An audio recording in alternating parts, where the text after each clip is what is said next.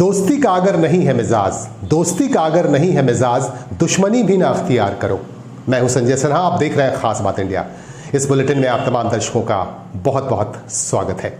आइए खबरों की तरफ लिए चलते हैं। आपको हमारे पास जो बड़ी और पहली खबर आ रही है, अफगानिस्तान में तालिबानी शासन आने के बाद यहां अफरा तफरी का माहौल मचा हुआ है। भारत सरकार ने ऐलान किया है कि अफगानिस्तान में रहने वाले सिख और हिंदू समुदाय के लोगों को सुरक्षित भारत लाया जाएगा। वहीं दूसरी तरफ पश्चिम बंगाल की मुख्यमंत्री ममता बनर्जी को अपने प्रदेश में रहने वाले बंगालियों की भी चिंता होने लगी है। उन्होंने अपने प्रदेश के तमाम जिले के डीएम्स को ये निर्देश दिए हैं कि लिस्ट सामने लाया जाए और लिस्ट हासिल किया जाए और ये पता लगाया जाए कि पश्चिम बंगाल के कितने बंगाली समुदाय के लोग, पश्चिम बंगाल के लोग अफगानिस्तान में रह रहे हैं और उनका क्या हाल है, और इसके बाद कार्रवाई होगी, उन्हें सुरक्षित पश्चिम बंगाल लाया जाएगा। इस तरह के निर्देश ममता बनर्जी ने दिए हैं अपने तमाम जिलाधिकारियों को। और उन्होंने ये भी कहा है कि अफगानिस्तान के जो लोग पश्चिम बंगाल में रह रहे हैं उन्हें भी सुरक्षा मुहैया कराना ज़रूरी है। और प्रशासन को उन्होंने साफ साफ कहा है कि अफगानिस्तान के लोगों को सुरक्षित यहाँ रखा जाए और उन्हें सुरक्षा मुहैया कराई जाए। आइए हम आपको आगे लिए चलते हैं। पश्चिम बंगाल के शहर आसनसोल में राजनीतिक सरगर्मी काफ़ी उफान पर है। और यहाँ आपको हमने बताया था कि तृणमूल कांग्रेस की तरफ से पदों में बदलाव किए गए हैं, नई कमेटी बनाई गई है। इसी के बीच कई बयान भी आ रहे हैं लगातार। आज आसनसोल म्युनिसिपल कॉरपोरेशन के पूर्व मेयर और भाजपा नेता जितेंद्र तिवारी ने एक पत्रकार सम्मेलन को संबोधित किया और इस पत्रकार सम्मेलन को संबोधित करते हुए उन्होंने कहा कि राज्य सरकार की तरफ से स्वास्थ्य साथी कार्ड दिए जा रहे हैं, लेकिन इसका कोई मतलब नहीं है क्योंकि स्वास्थ्य साथी कार्ड का कोई फायदा सही मायने में किसी को नहीं मिल रहा है। यह एक छलावा है। इस तरह का आरोप जितेंद्र तिवारी ने पत्रकारों से बातचीत के क्रम में तृणमूल कांग्रेस पर लगाए। उन्होंने कहा कि मेरे ऊपर आसनसोल नगर निगम के मौजूदा चेयरमैन अमरनाथ चटर्जी ने आरोप लगाया कि उनके मेयर रहने के कार्यकाल के दौरान करोड़ों रुपए के बकाया रह गए थे, लेकिन उन्होंने कहा कि अगर वह जाहिर करते हैं, वह ये लिस्ट मुझे देते हैं तो 72 घंटे के अंदर मैं राजनीति छोड़ दूंगा। इस तरह का ऐलान साफ साफ तौर पर जितेंद्र तिवारी ने कहा। দেখুন, এটা এই জেলায় যারা তৃণমূলের নেতারা আছেন তাদের মনে খুব ভয়। সরকার যখন কাজ করে, সরকার সিদ্ধান্ত নেয়, সেটা ইমপ্লিমেন্ট করার দায়িত্ব তো বিভিন্ন সরকারি যারা দলের লোকেরা আছে তারা করেন। তো রাজ্য সরকার যেটা করছে, মমতাদি যেটা করছেন, সেটা এনারা ঠিকভাবে ইমপ্লিমেন্ট করতে পারছেন না। এনারা জানে যে ইমপ্লিমেন্ট না করে মানুষ, একটু যারা শিক্ষিত মানুষ তারা সেভাবে আমার পেছনে লাগছেন, যারা মূর্খ তারা মূর্খদেরকে লেলিয়ে দিচ্ছেন। যারা তৃণমূলে তো বিভিন্ন ক্যাটাগরির লোকেরা আছেন, তো যারা যে স্ট্যান্ডার্ডে সেই স্ট্যান্ডার্ডের লোকদেরকে দিয়ে আমাকে হ্যাকেল করার চেষ্টা করছেন। আমার মুভমেন্টটা ওনারা আটকে দিতে চাইছে যাতে আমার মানুষের কাছে না যেতে পারে। এত যদি নিজের কাজের উপর বিশ্বাস, তাহলে মানুষের কাছে আমাকে যেতে দিচ্ছেন না।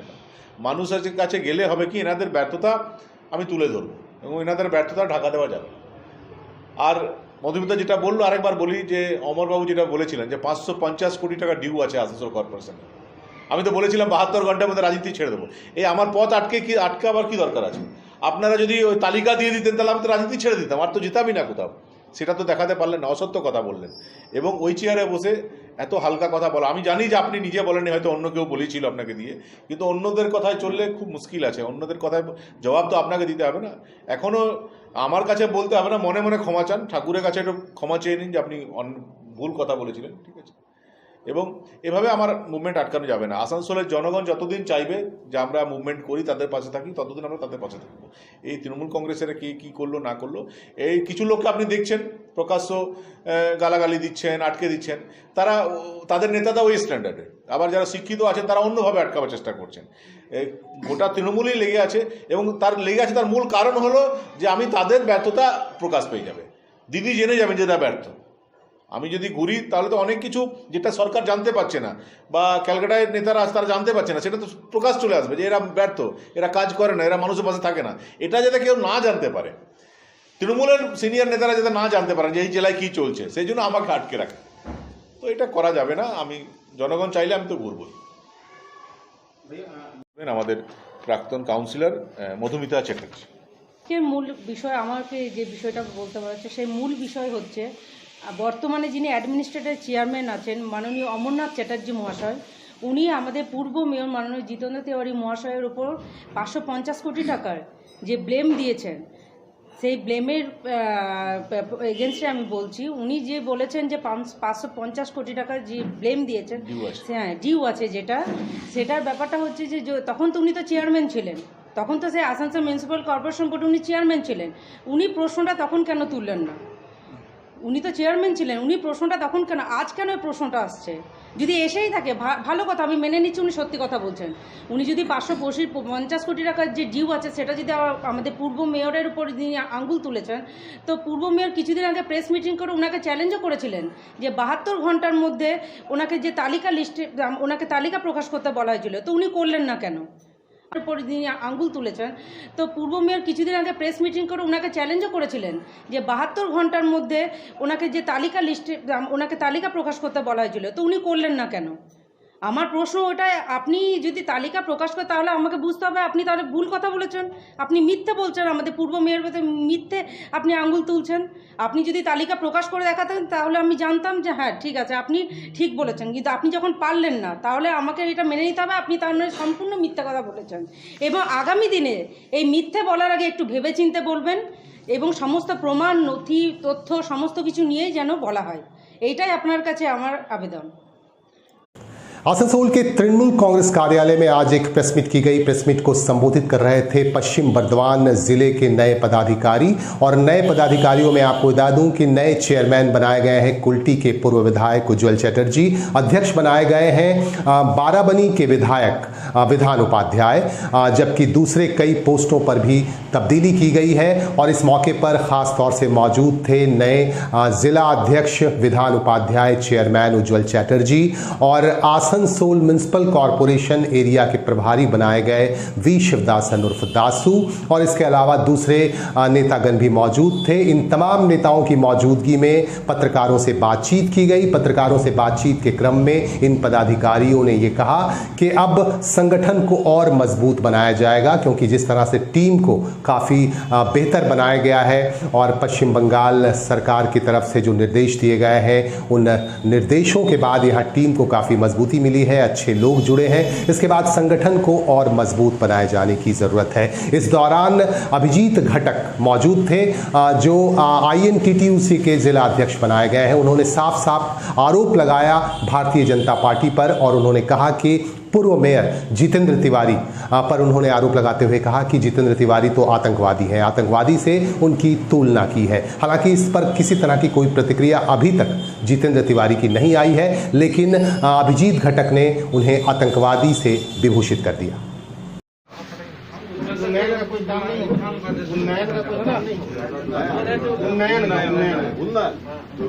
उन्नयन का लिए तो सरकार सब कुछ कर रहा बना ममता दीदी का जो सरकार, ये माँ माटी मनुष्य का सरकार, ये सरकार सब कुछ कर रहा है उन्नयन। तो पहला कुल्टी में आप कुल्टी का बात नहीं है, जिस हिसाब से कुल्टी में रहते हैं, कुल्टी के लिए आपका पहला क्या है?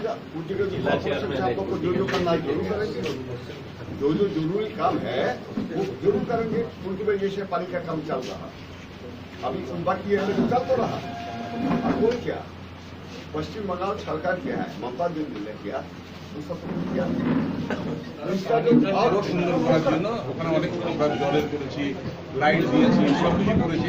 তো আগামী দিনে আরো ভালো করার চেষ্টা করবো। রাজ্য সরকারের সব প্রকল্পগুলোই পাচ্ছে, শুধু সিধাবাড়ি বলে নয়, প্রতিটা গ্রামই পাচ্ছে, প্রতিটা মহিলা পাচ্ছে, প্রতিটা যারা 60 বছরের উপর আছে তারা পাচ্ছে, স্টুডেন্টরা পাচ্ছে, সবাই পাচ্ছে, কৃষকরা পাচ্ছে, প্রকল্প তো পাবেই। दादा नया पद मिला है, चाप काफी ज्यादा बड़ा है, क्या बोलेंगे?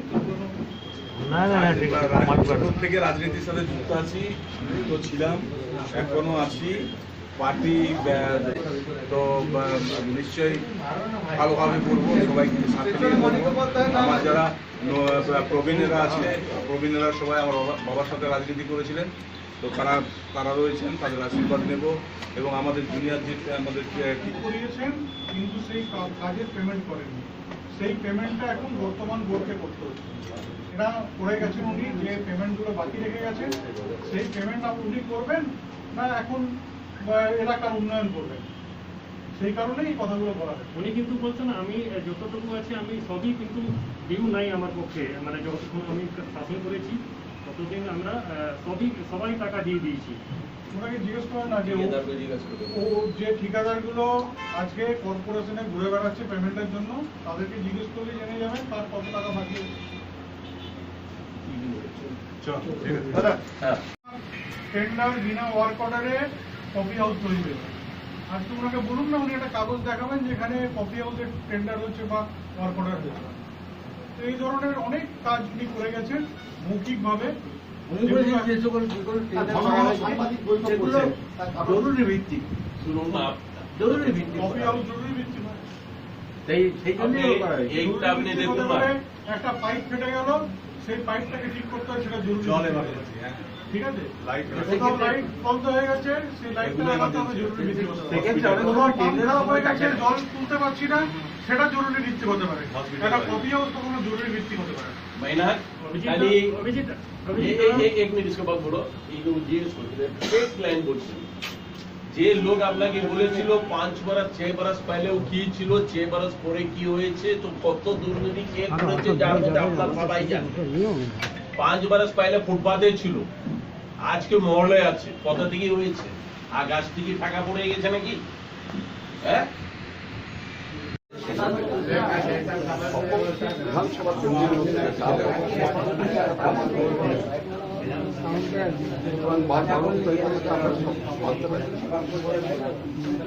যে চেয়ারম্যান আপনি পদ পেলেন, প্রথম পদক্ষেপ প্রথম কাজ কি হবে? দলকে মজবুত করা, সংগঠনকে মজবুত করা, সকলকে সামনে নিয়ে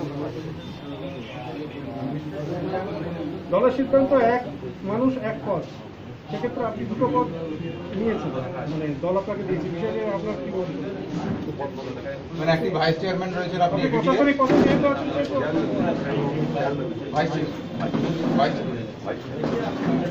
অন্যদিকে অভিভাবককে শরীর নেওয়া হলো, অভিভাবককে তো প্রশাসনিক পদ থেকে সরানো হলো দলের পদ দেওয়ার জন্য। आसनसोल आर्य समाज के प्रधान और आसनसोल में दयानंद हायर सेकेंडरी स्कूल के सचिव जगदीश केडिया ने आरोप लगाया है आसनसोल म्युनिसिपल कॉरपोरेशन के पूर्व मेयर जितेंद्र तिवारी पर। उन्होंने आरोप लगाते हुए कहा कि गैर कानूनी कामों के मास्टरमाइंड हैं जितेंद्र तिवारी। उन्होंने कहा कि जब वह आसनसोल के मेयर थे उस जमाने में टेंडर के मामले में करोड़ों रुपए के घोटाले किए गए, इस तरह के आरोप उन्होंने लगाए। उन्होंने कहा कि इस बाबत जानकारी प्रदेश की मुख्यमंत्री और पार्टी सुप्रीमो ममता बनर्जी को भेज दी गई है और इस पर एक्शन अगर नहीं होता है तो वह अपनी कार्रवाई जारी रखेंगे और इस पर वह विरोध अपना जारी रखेंगे। इस तरह की बातें जगदीश केडिया ने कही। उन्होंने पत्रकारों से बातचीत के क्रम में कहा कि इसकी जांच होनी चाहिए। जितेंद्र तिवारी जब मेयर थे उस समय टेंडर के मामले में करोड़ों रुपए के घोटाले हुए। आसनसोल के चांदमारी इलाके में राष्ट्रीय जनता दल के नेता और वरिष्ठ अधिवक्ता नंद बिहारी यादव ने यहां के लोगों को यह शपथ दिलाया कि वह भाजपा से कोई संपर्क नहीं रखे थे। उन्होंने कहा कि इससे पहले विधानसभा चुनाव के दौरान उन्होंने भाजपा को समर्थन कर दिया था, लेकिन अब उनका मन बदल गया है। उन्होंने देख ली है सच्चाई और इसके बाद उन्होंने आज शपथ दिलाया, स्थानीय लोगों को यह शपथ दिलाया कि वह भाजपा से कोई संपर्क नहीं रखेंगे। आने का मुख्य कारण है कि पिछला विधानसभा चुनाव में आप लोगों ने जो कुछ भी किसी तरह का मोह माया में फंस कर या किसी के चक्रांत में साजिश में फंस करके भूल चूक से आप लोग भारतीय जनता पार्टी और बीजेपी को सपोर्ट किए, लेकिन चुनाव होने के बाद आप लोग हाथ ऐसे करके संकल्प लिए सब, इसीलिए हम लाइन में लगे। हम लोग चांदमारी श्रीनगर के निवासी वार्ड नंबर 23 आज दिन में 11 बजे रेल पर धादका रोड वहाँ के सीनियर एडवोकेट नंद बिहारी यादव के नेतृत्व में आज हम लोग संकल्प लेते हैं कि पिछले विधानसभा चुनाव में